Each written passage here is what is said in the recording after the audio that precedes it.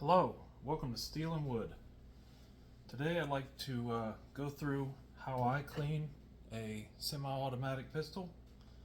And keep in mind this is a very debated topic, very personal to each person that does this.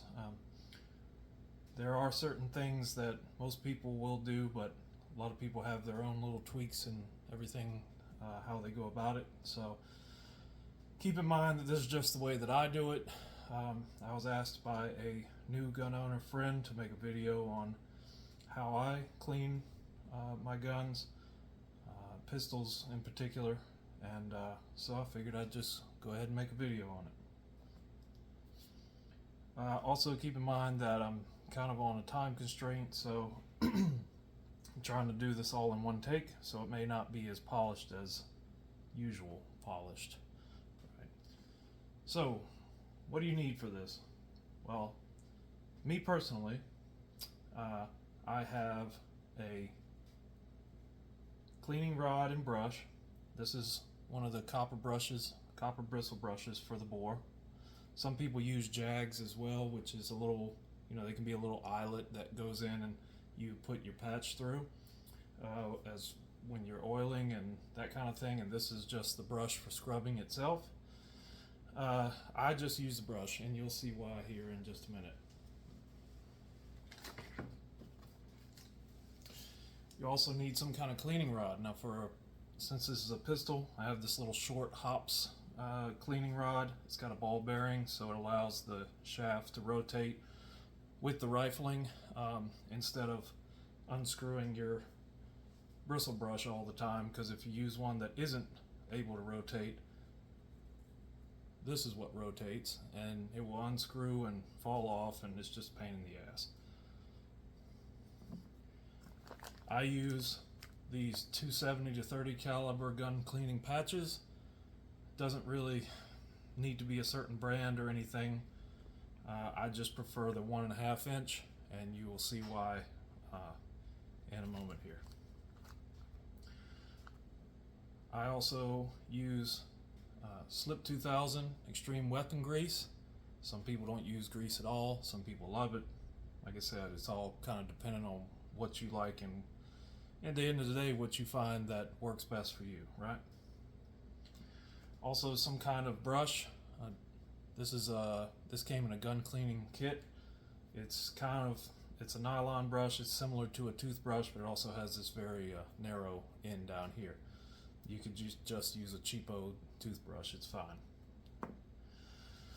For oil, everyone has their favorite brand, right? This comes from Cleanse Oil. It's the Field and Range gun oil, basically.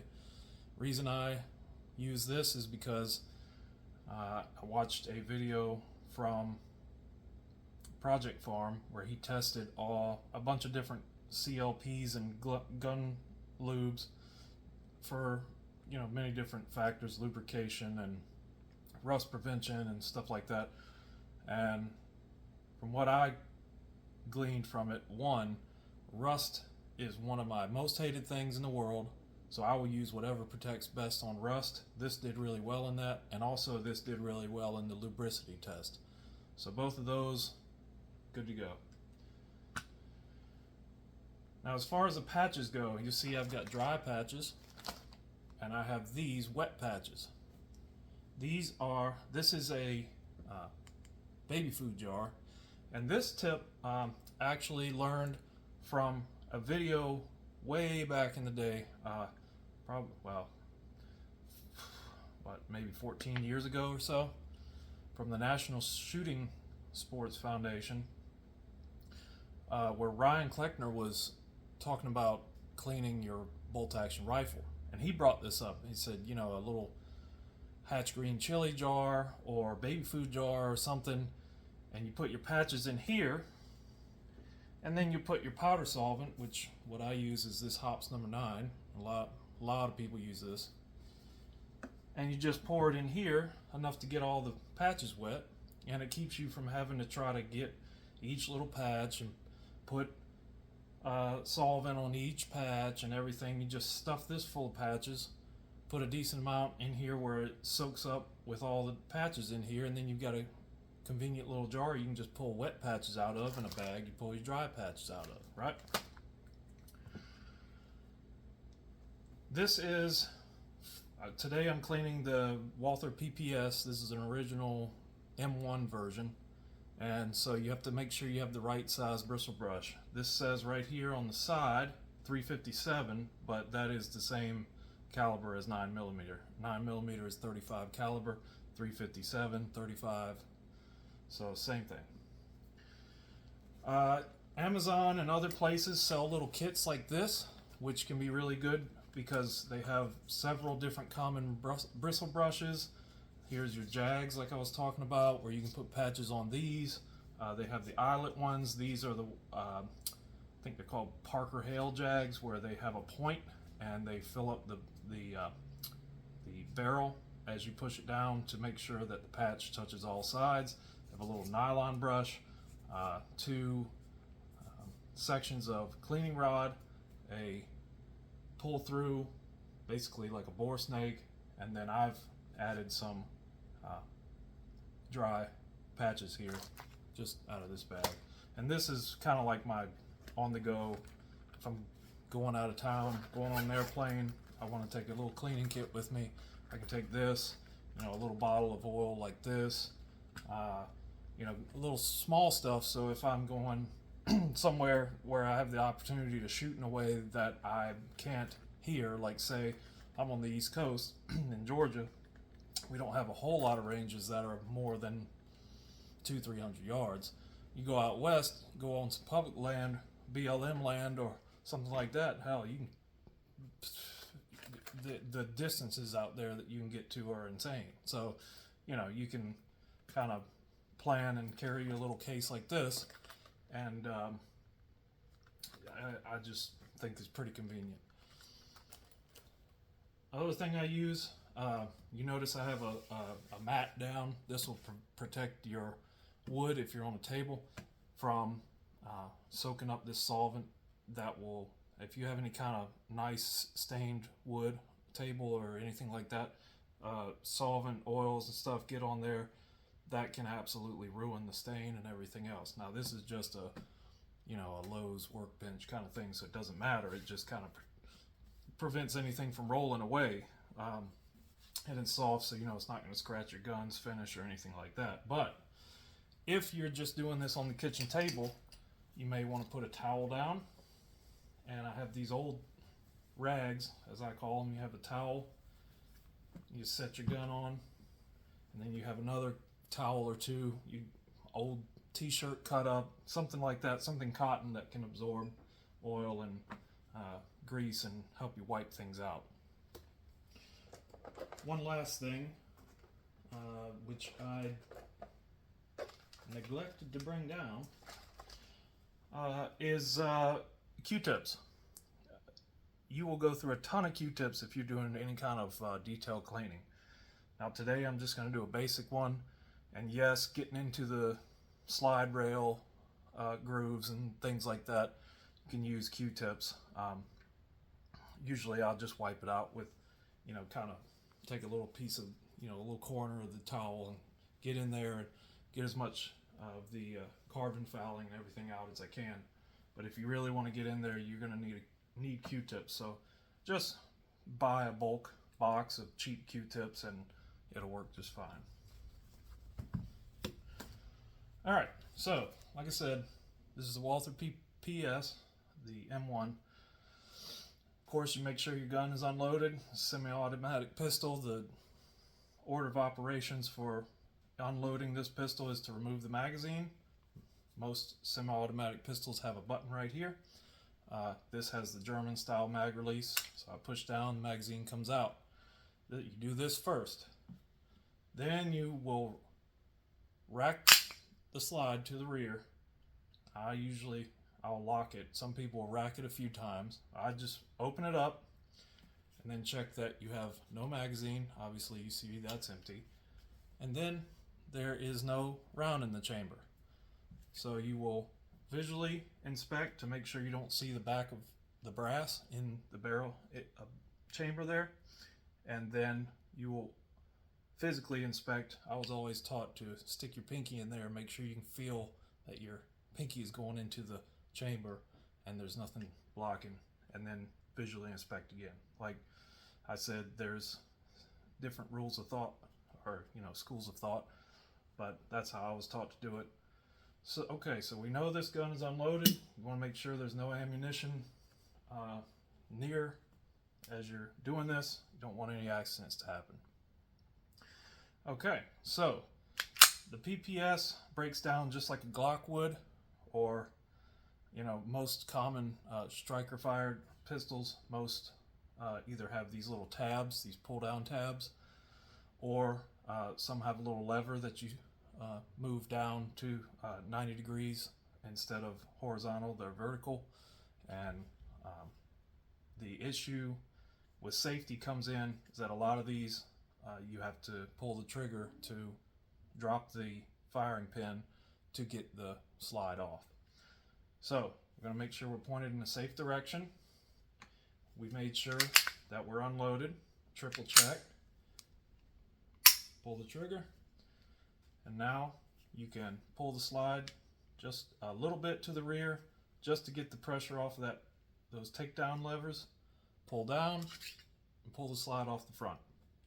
Most semi-automatic modern polymer striker fired pistols work this way.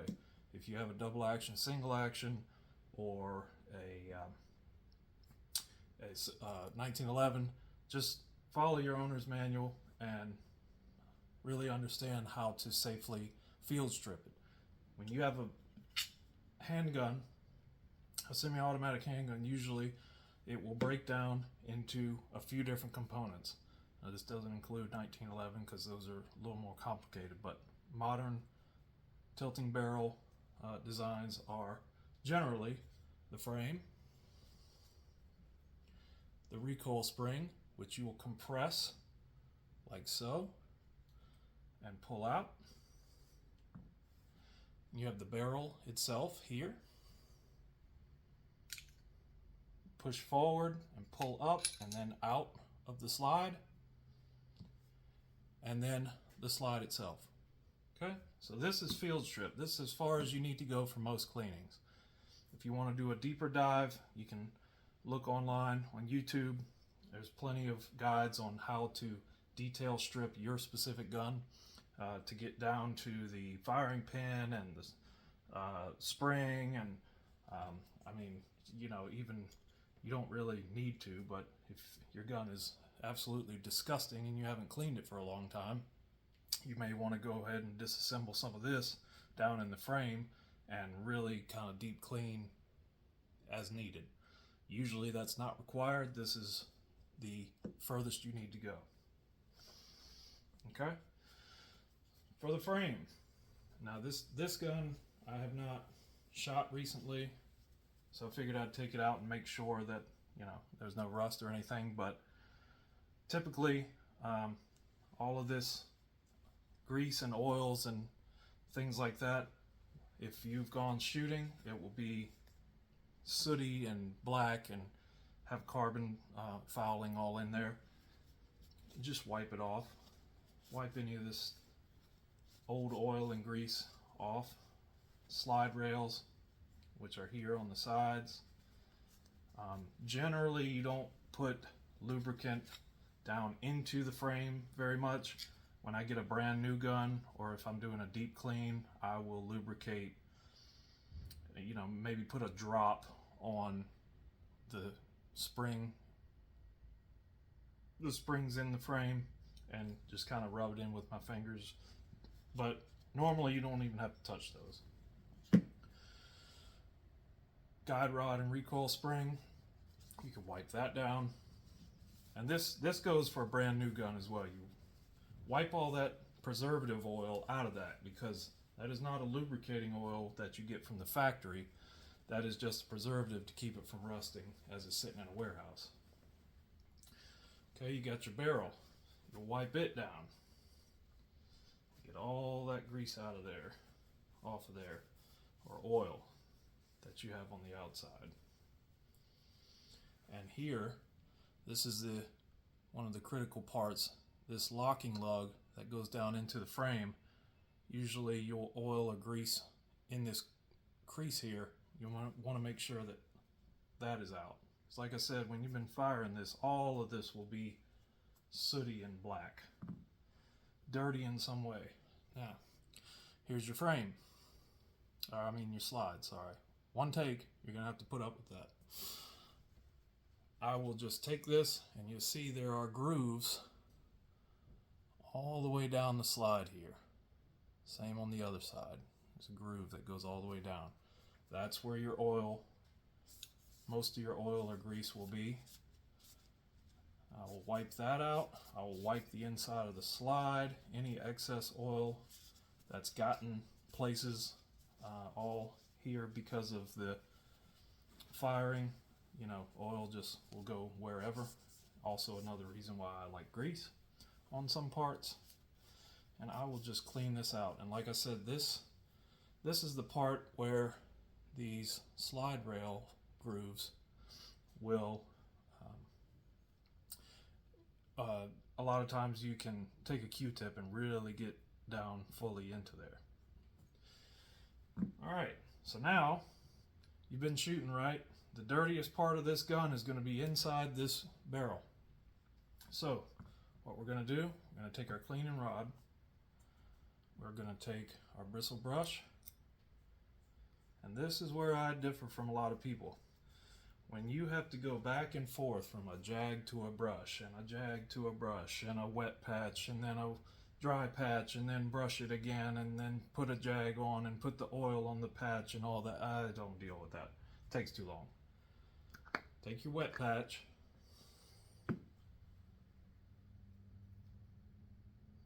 then this has the hops number 9, and all I do I stick it on the bristle brush itself and kind of squeeze it on gently and roll it.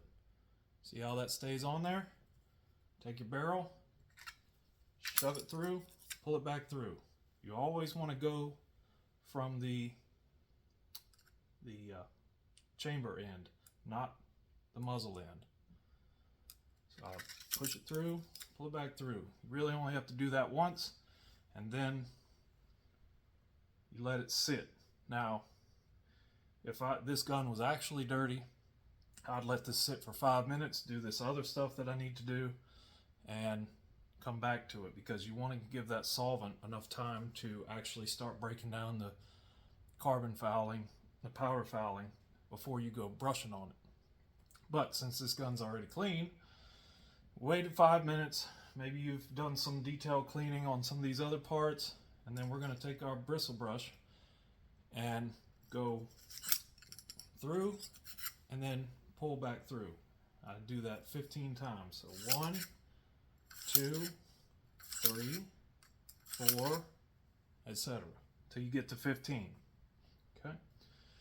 Then at that point, I'm going to take another wet patch, put it on the brush, push it through. And if it's dirty, you will see, and it's just a little bit here, but you will see black.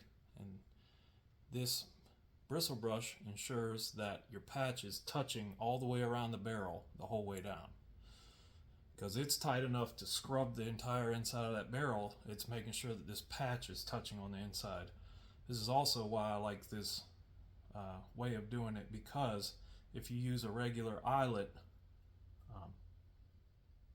jag, it can miss spots. Now that's where the Parker Hale that I talked about earlier, where it's got the point at the end and the full diameter of the barrel, that's where that comes in, because you just place this patch on the end, it wraps around that diameter, and as you push it through, it helps it maintain contact through that barrel. But because it's mounted on the end of that jag, you can't pull it back through. So you get, you have to push it through, take the patch off, pull it back, and it's just a pain. This just makes it a lot easier, and that's why I do this. So you got black on this, right? You're getting that carbon off. Now you let it sit for another 5 minutes. couple minutes, 2, 3, 5 minutes, whatever. Okay, then we'll go through and do that brushing the same way 15 times with just the bare bristle brush. Forward and back, 1, forward and back, 2. Okay, and you do that process over and over until you stop seeing black on your patch. That second, wet patch after you brush and you push it through where you see the black come on there, and you're cleaning that carbon fouling. It doesn't have to be perfectly clean, but if you want to get it to that level, you want to do that until you stop seeing black. Okay, so we've done that. Say we put a wet patch down and it came out clean after our last barrel scrub. All right, so now I'm going to take one of these dry patches and just take a little stack out like this, and I will put dry patches on here because we don't want that solvent to just sit in the barrel. It's not going to really hurt anything probably, but this is in process for our next step. So we take our dry patch, wrap it around that bristle brush like I just showed you for the wet patch, and push it through, pull it through. Okay, and you'll see that where those ridges were, maybe you can see that, you can see the little lines where we're soaking up that solvent. And maybe I might turn it over and use the same one because it's not that wet in there. And we're going to dry that barrel. Okay, so we've dried that. You can do it a second time. Usually I'll just put a couple of dry patches just to make sure I really dry that out. Okay, and I don't see any wet lines on here, so it's dry. And you can look down the barrel and see it's nice and shiny. Look it up at the light, you see it's like a mirror on the inside. Don't see any clumps of carbon fouling or anything like that. It's just nice and clean. All right, so what's the next step? Last dry patch. Now, people will say, you leave it dry. Well, I grew up about between 30 minutes and 10 minutes, depending on where I lived, to the Atlantic Ocean.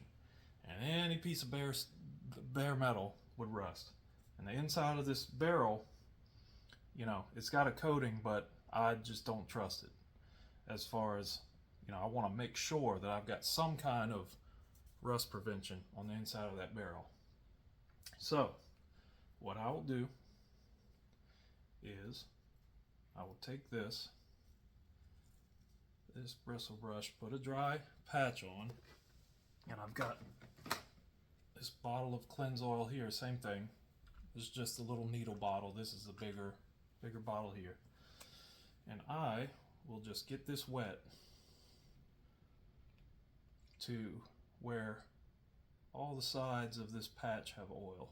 And it doesn't need to be dripping or anything, that's plenty. Just enough to coat that patch. And I will run that through the barrel a couple times and make sure that the inside of that barrel has oil on it, because that's what's going to prevent any rust if there is any kind of defect in the barrel, as far as it having any bare spots or anything like that on the inside. And of course, as you shoot this, it is bare steel. You're rubbing, that bullet is rubbing every time it goes through, so any coating that's on there will be gone pretty soon after you start shooting. So I've put some oil down the barrel, and that's the way I'm going to store it. I do my carry guns like this. I do my rifles like this. Anything that has bare metal, I want oil on it just to prevent it from rusting. All right, and so we'll have some excess here on the ends. I'll wipe that.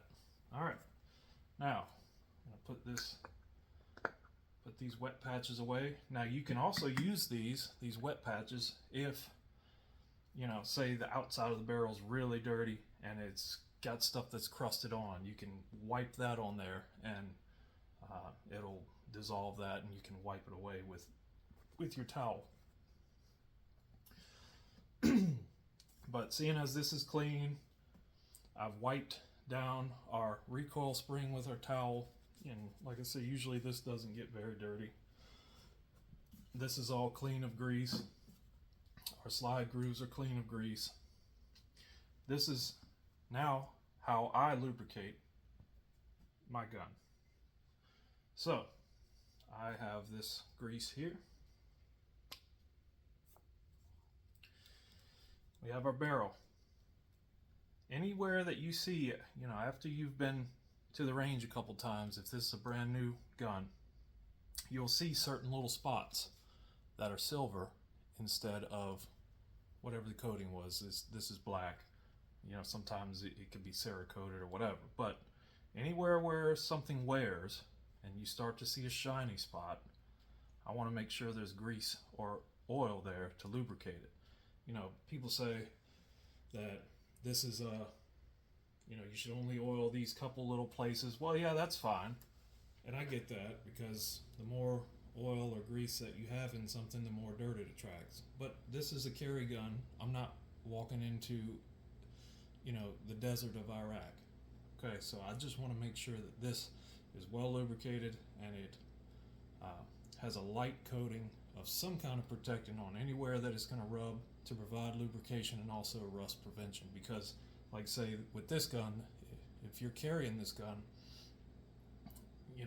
there is a possibility, and modern coatings are very good at preventing this, but there is a possibility that anywhere that is a rubbed, a moving part, metal to metal, and it wears this coating off, and then up against your skin, sweating and things like that, it can start to cause things to rust. And certain companies, I won't name any names, have a reputation of having terrible finishes that don't prevent rust as well as some others.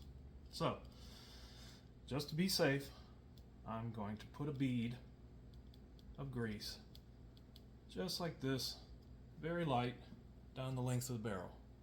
And all I'm going to do is take my fingers and rub it around the outside of the barrel. I'm going to put it up here because this is your locking section where the chamber and barrel lock into the slide.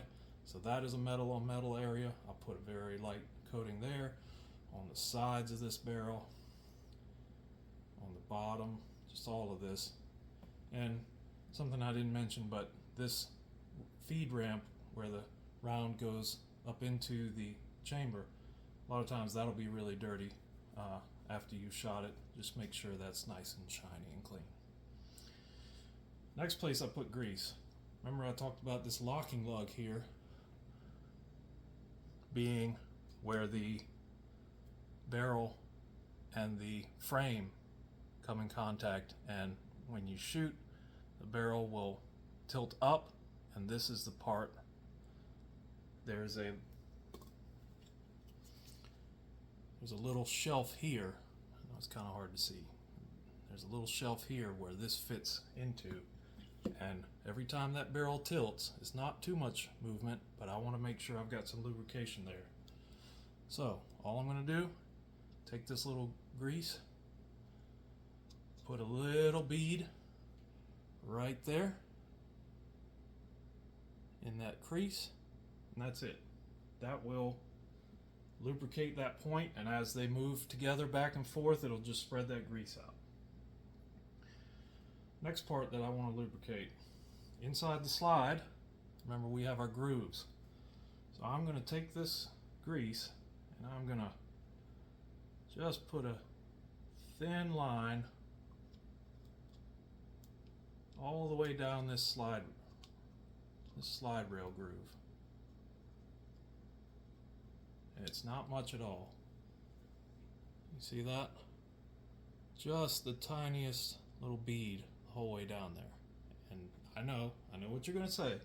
There's going to be excess, blah, blah, blah. We'll clean that later. Same thing on the other side. Just take this, let it go into that groove. Just the smallest little bead the whole way down. Okay. Now that's pretty much everything. Well, okay, we've got the recoil spring here. If it's a brand new gun or if you just wiped it off, I'll just take a tiniest little dab of oil and just wipe it around the spring itself.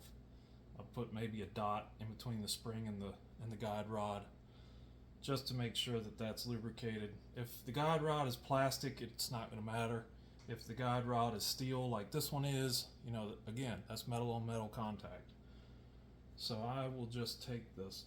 As a matter of fact, I'll take this patch I used for the barrel and just wipe the outside with a very light coat of oil. That's all I'm going to do. I'll wipe the little end cap there, and I will just rub that around with my fingers, and that is all it needs.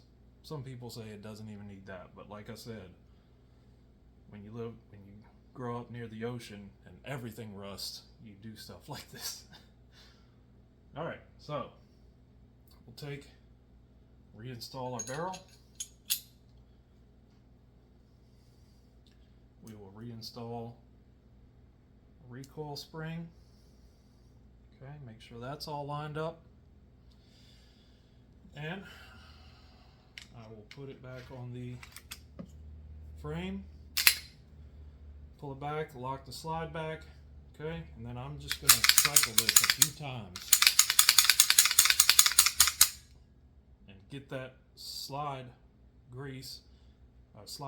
groove grease and the locking lug for the barrel grease just worked in to where they are supposed to be. Okay, then I'm going to take it apart again and see where that grease has excess. Now, the grease for the locking lug, I don't know if you can see that, but it has spread out and is just a thin coat in there. The grease for the slide rails is usually where you have the excess. If you look here, you'll see that there's grease sticking off the front of these rails. Just take my rag, wipe that excess off. Glocks, they'll have the little small rail sections here and then two more back here. A lot of these striker fires have that kind of design. There may be a little excess on the rear ones. Here's that there. And I'll just wipe off this excess. There's a little bit of excess down here where the barrel locks into the locking block of the frame. I'll wipe that out, make sure it's just a light coating. Put this back together again. Okay.